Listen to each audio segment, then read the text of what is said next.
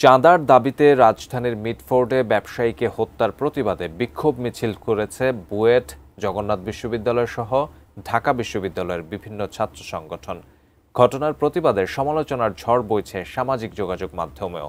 এরই মধ্যে ঘটনায় জড়িত 4 জনকে গ্রেপ্তার করেছে আইনশৃঙ্খলা রক্ষাকারী বাহিনী। অন্যদিকে এই ঘটনায় জড়িত বিএনপির 3 অঙ্গ সংগঠনের 5 জনকে আজীবনের জন্য বহিষ্কার করেছে দলটি। স্বপন আহমেদের রিপোর্ট।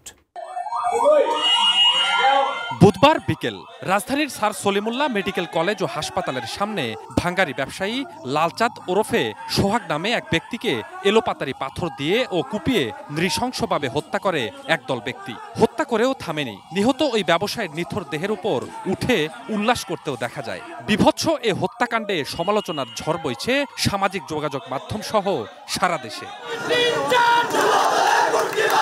আরএফএল অডিটর, বাঁকা হয় না, ফাঁকা হয় না, আর ভাঙা এক কথায় অসম্ভব।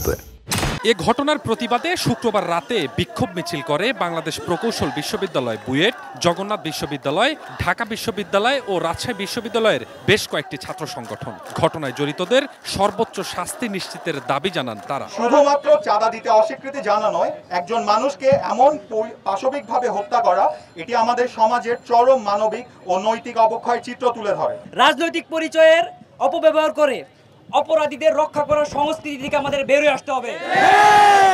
নিহত সোহাগের বোন বাদী হয়ে রাজধানীর কোতোয়ালি থানায় একটি হত্যা মামলা করেন। এরই মধ্যে রাজধানীর কয়েকটি জায়গায় অভিযান চালিয়ে হত্যাকাণ্ডের সাথে জড়িত 4 জনকে অস্ত্রসহ গ্রেপ্তার করেছে পুলিশ।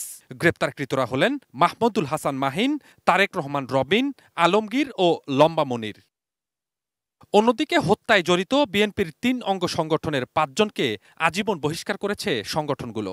বহিষ্কৃতরা হলেন যুবদলের কেন্দ্রীয় নির্বাহী কমিটির সাবেক সহ জলবায়ু বিষয়ক সম্পাদক রজ্জব আলী পিন্টু ও ঢাকা মহানগর দক্ষিণের যুবদলের যুগ্ম আহ্বায়ক সাবাহ করিম লাকি, স্বেচ্ছাসেবক দলের কালু এবং চকবাজার ছাত্রদলের সদস্য সচিব অপু দাস ও মাহমুদুল হাসান মাহিন।